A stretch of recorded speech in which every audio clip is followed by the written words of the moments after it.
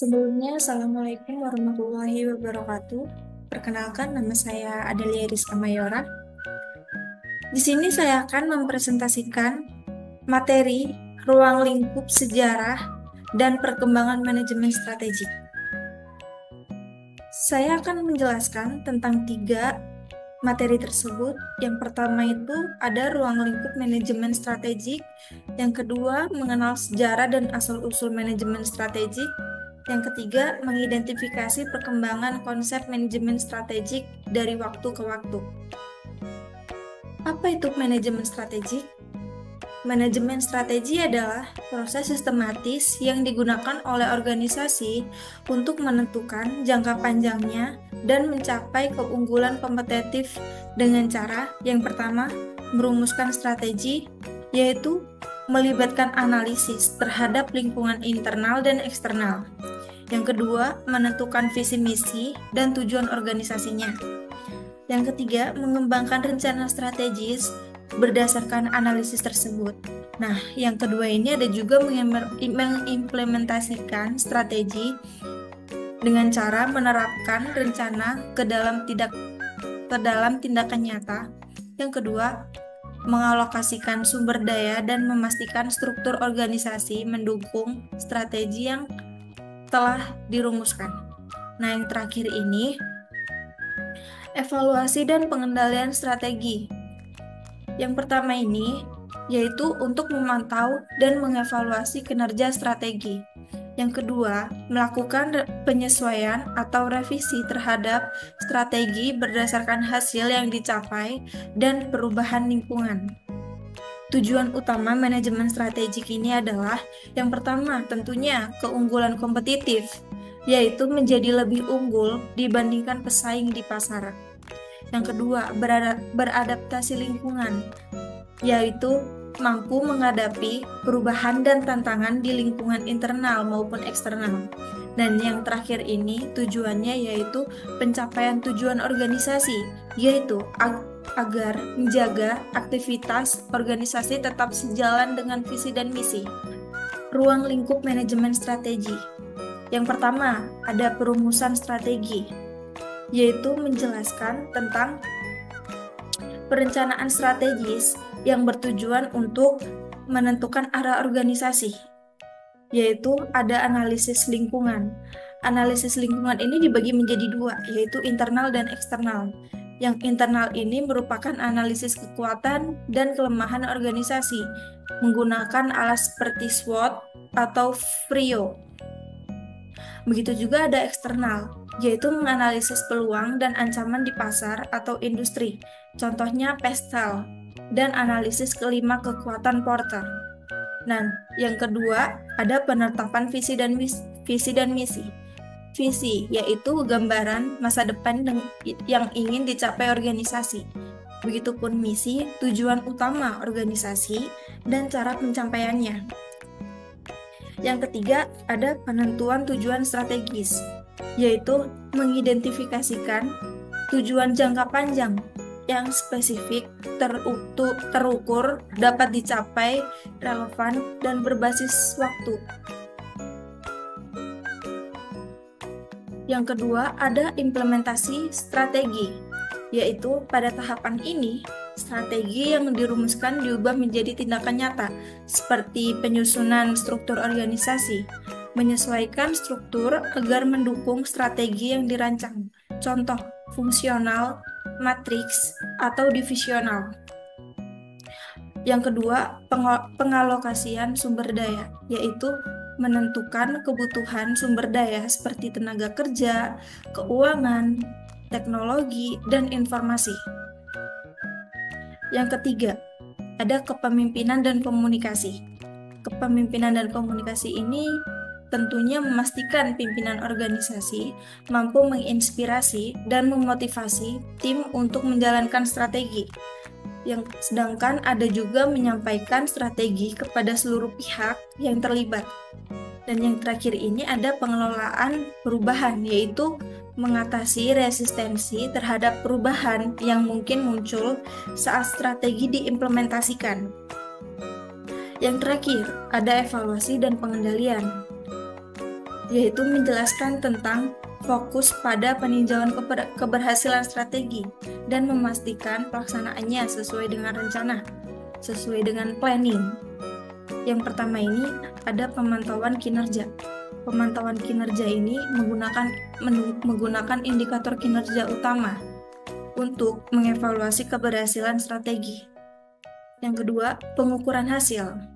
Membandingkan hasil aktual dengan tujuan yang telah ditetapkan. Yang ketiga, ada analisis penyimpangan, yaitu mengidentifikasi area yang memerlukan perbaikan atau penyusunan. Nah, yang terakhir ini ada penyesuaian strategi, yaitu melakukan revisi terhadap strategi jika lingkungan internal atau eksternal mengalami perubahan. Sejarah manajemen strategi ini adalah manajemen strategi telah berkembang dari konsep sederhana dalam perencanaan bisnis menjadi disiplin yang kompleks mencakup berbagai teori pendekatan. Berikut adalah perkembangan utama dalam sejarahnya. Yang pertama ada era awal. Era awal perencanaan jangka panjang sekitar tahun 1950-an hingga 1960-an. Nah, pada era ini, fokus utama dalam perencanaan jangka panjang untuk menghadapi pertumbuhan pasar dan stabilitas ekonomi pasca Perang Dunia Kedua, yaitu ciri-ciri utamanya seperti penekanan pada proyeksi pertumbuhan bisnis. Yang kedua, pendekatan linear dengan asumsi bahwa masa depan dapat diprediksi berdasarkan data historis. Tokoh pentingnya itu ada Peter Drucker, yaitu memperkenalkan konsep manajemen sebagai fungsi utama dalam organisasi. Yang ketiga ada publikasi terkenal, yaitu buku.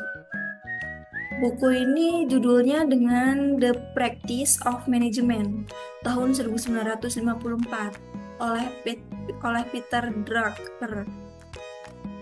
Yang kedua, ada era perencanaan strategis formal sekitar tahun 1960-an hingga 1970-an. Nah, pada periode ini, konsep manajemen strategi mulai terdefinisi dengan lebih baik. Fokus bergeser dari perencanaan linear menjadi perencanaan strategis. Ciri-ciri utamanya yaitu penggunaan analisis SWOT untuk mengevaluasi lingkungan internal dan eksternal. Yang kedua, pendekatan formal dalam perencanaan dan pelaksanaan strategi. Tokoh pentingnya itu ada Igor Ansov, dikenal sebagai pepak perencanaan strategis dengan buku Corporate Strategy tahun 1965. Konsep utamanya yaitu matriks Ansov untuk pertumbuhan bisnis. Yang ketiga, era keunggulan kompetitif pada tahun 1980-an. Era ini menandai pergeseran fokus ke penciptaan keunggulan kompetitif untuk menghadapi persaingan pasar yang semakin intens. Ciri-ciri utamanya seperti strategi difokuskan pada bagaimana organisasi dapat lebih unggul dibandingkan pesaingnya. Yang kedua, pendekatan berbasis sumber daya atau research based view mulai dikenal. Tokoh pentingnya ada Michael Porter, yaitu mengembangkan konsep Five Force Analysis and Value Chain. Buku terkenalnya yaitu Competitive Strategy pada tahun 1980 dan ada juga Competitive Advantage pada tahun 1985. Konsep utamanya yaitu keunggulan biaya rendah dan diferensiasi sebagai strategi kompetitif. Yang keempat ada era globalisasi dan ketidakpastian di tahun 1990-an. Organisasi menghadapi tantangan globalisasi, teknologi, dan ketidakpastian pasar yang tinggi. Ciri-ciri utamanya yaitu strategi berbasis inovasi dan adaptasi. Yang kedua, fokus pada manajemen resiko dan ketangkasan atau agility. Tokoh pentingnya ada Henry Mintzberg, memperkenalkan konsep strategi yang emergen atau tidak selalu direncanakan tetapi berkembang seiring waktu. Konsep utamanya yaitu strategi sebagai proses dinamis dan iteratif. Dan yang terakhir, era digital dan teknologi sekitar tahun 2000-an hingga sekarang. Manajemen strategi ini sangat penting, sangat dipengaruhi oleh teknologi informasi, big data, dan kecerdasan buatan. Ciri-ciri utamanya yaitu pemanfaatan teknologi untuk analisis data dan pengambilan keputusan. Ada juga strategi yang responsif terhadap perubahan cepat di pasar global. Tren utamanya yaitu agile strategi dan lean management. Yang kedua, strategi berkelanjutan atau sustainability strategi. Yang ketiga, digital transformation sebagai inti dari strategi organisasi. Tokoh pentingnya yaitu Clayton Christensen mengembangkan teori disruptive innovation dalam bukunya The Innovator's Dilemma. Perkembangan manajemen strategi, yaitu ada 6 perkembangan tersebut. Yang pertama, pendekatan tradisional, yaitu fokus pada stabilitas dan perencanaan linear di tahun 1950 hingga 1970. Yang kedua, fokus pada keunggulan kompetitif di tahun 1980-an. Yang ketiga, pendekatan dinamis dan adaptif di tahun 1990-an. Dan yang keempat, ada transformasi digital dan strategi berbasis teknologi di tahun 2000-an hingga sekarang. Dan yang kelima, ada juga strategi berkelanjutan dan inklusif, yaitu masa kini dan mendatang. Dan yang keenam, yang terakhir, ada masa depan manajemen strategi, tantangan dan peluang. Kesimpulan dari perkembangan manajemen strategi ini adalah dari stabilitas ke adaptasi, yaitu dari perencanaan linear hingga strategi fleksibel yang responsif terhadap perubahan. Yang kedua, dari kompetisi ke kolaborasi, berfokus pada kemitraan strategis dan keberlanjutan. Yang ketiga, dari tradisional ke digital, teknologi menjadi inti dalam pengambilan keputusan strategis. Kesimpulan dari materi ini, ruang lingkup, sejarah, dan perkembangan manajemen strategik adalah ruang lingkup manajemen strategik mencakup perumusan, implementasi, dan evaluasi strategi untuk memastikan organisasi mencapai tujuan jangka panjangnya. Proses ini melibatkan analisis mendapatkan terhadap lingkungan internal dan eksternal.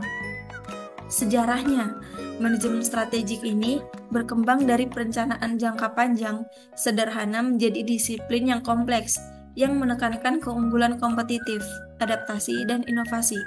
Nah, yang ketiga, perkembangan manajemen strategik, yaitu pendekatan modern mengintegrasikan teknologi, fleksibilitas, dan keberlanjutan untuk menghadapi tantangan global dan dinamika pasar. Strategi masa depan akan semakin berpusat pada digitalisasi dan berkelanjutan. Sekian, terima kasih. Jika ada salah kata, mohon dimaafkan.